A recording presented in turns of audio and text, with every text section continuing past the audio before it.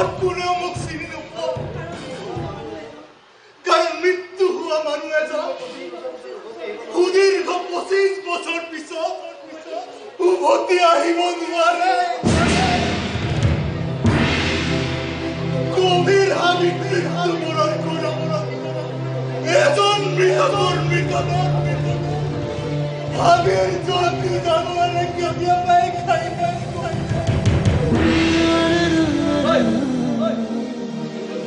এইবোৰ কি কৈ আছ কৈছো কবলৈ আহিছো যেতিয়া কোৱাত মই কৃপণালী নকৰো কিন্তু তাৰ আগতে আপোনাৰ হাতখন মোক এবাৰ দেখুৱা মই তোক হাত দেখুৱাব লাগে ইমান সাহস তোৰ আপোনাৰ হাতখন মোক এবাৰ চাবলৈ দিয়ক মাত্ৰ এবাৰ চা কি চাবি মোৰ হাতত সারা হারাম জানা তোক আজি বখলিয়া চা ভালকৈ চাই ল কি চাবি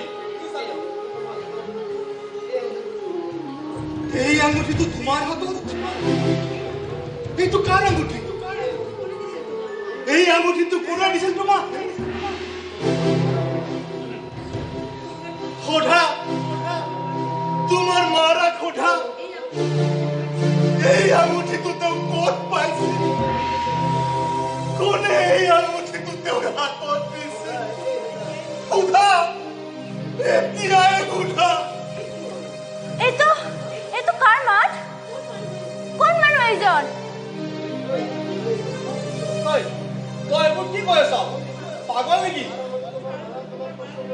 তাৰ আগতে তোমাৰ মাৰাক এবাৰ প্ৰশ্ন কৰিছো যিটো আঙুঠি তুমি হাতত পিন্ধি আছা সেই আঙুঠিটো তোমাৰ মাৰাই ক'ত পাইছিল কোন মানুহে তেওঁক সেইটো দিছিল মা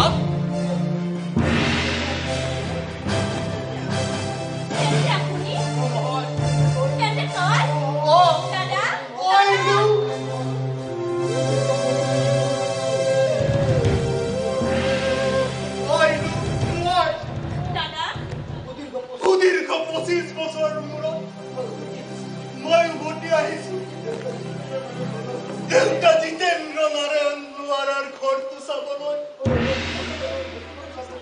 মোৰ ঔৰংজাত সন্তানৰ মুখখন চাবলৈ আহিছিল মোক ভাল পোৱাৰ অভিনয় কৰি মোক আঁতৰলৈ পঠোৱা মোৰ পত্নীক চাবলৈ আহিছিল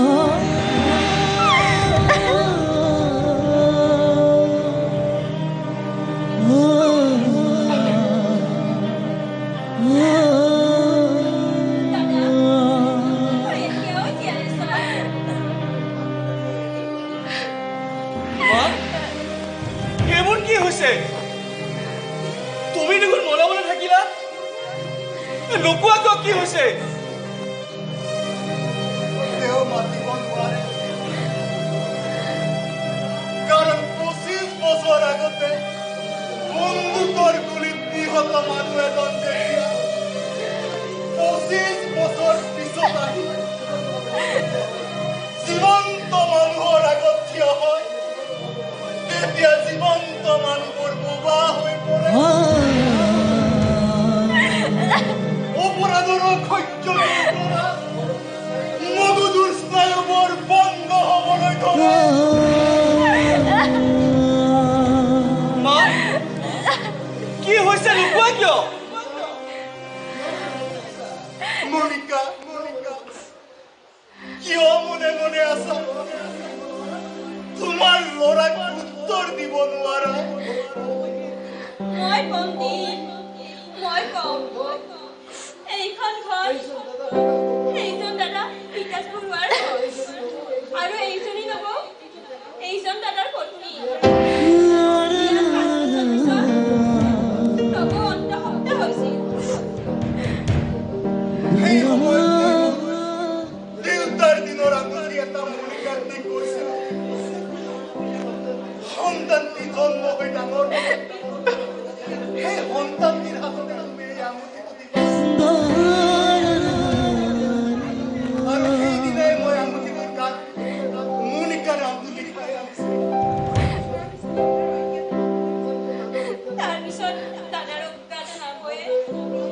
ৰঞ্জিত কাকতিৰ লগত গোপন প্ৰণয়ত বাট খাই পৰিছিল। কথাটো মই জনাৰ পিছত মনিকাক মই দূৰলৈ ঠেলি পঠোৱা নাছিলো। দাদাই ৰঞ্জিত কাকতিক 1 নম্বৰ ৱাৰ্ডৰ ঘৰটোতে স্থান দিছিল। তাত মোৰ স্বাৰ্থ আছিল এটা, যিহেতু মোৰ ঔৰৱজাত সন্তান মনিকাৰ গৰ্ভতে আছিল। মই ৰন্দিৰক আঘাত দি বা মনিকাক খেদি মোৰ সন্তানটোক মই হেৰাব বিচৰা নাছিলো। আৰু সেই স্বাৰ্থতে মই ৰন্দিৰক সেই ঘৰটোত থাকিবলৈ দি পৃথিৱীত নোহোৱা নুবুজা কাণ্ড এটা কৰিছিল। তাৰপিছত দুই বন্ধুৱে এদিন হাতত বন্দুক লৈ চিকাৰলৈ গৈছিল। খাৰমাটিৰ পাহাৰীয়া অঞ্চলত দাঁত হাবিত আমি সোমাই পৰিছিল হৰিণা চিকাৰৰ বাবে। কিন্তু মোক আগলৈ পঠাই দি ৰন্ধিৰে পিছফালৰ পৰা মোক গুলি কৰিছিল। ৰঞ্জিতে ইয়ালৈ আনি দাদাৰ মৃত্যু বাঘৰ গৰাহত বুলি আমাক কৈছিল। সেইদিনা মোৰ মৃত্যু হোৱা নাছিল।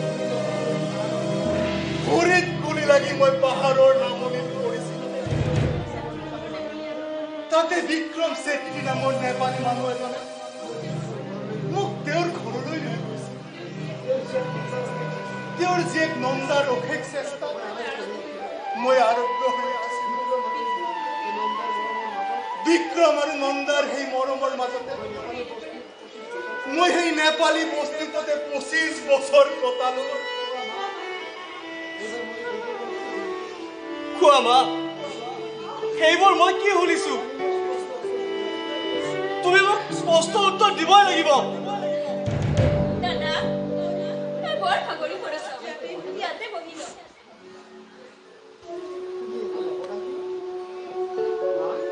মা, তুমি একো নকলা যে? তুমি যদি মোৰ সঁচা মাতৃ, তেতিয়া সঁচা কথা আনি মোক ক'বই লাগিব। মা,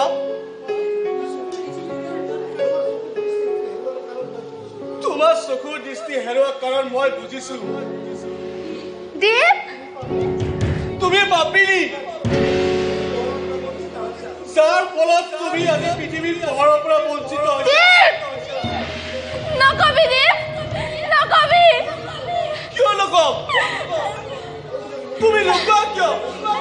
এইজন মোৰ কোন? কম দীপ, এইজনে তোৰ দেউতা।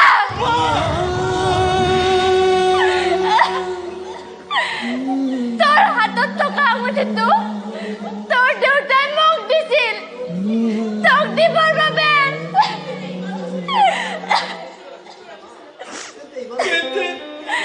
তেন্তে ইমান বছৰে মোক এই ডাঙৰ ৰহস্যৰ মাজত কিয় ৰাখিছিলা?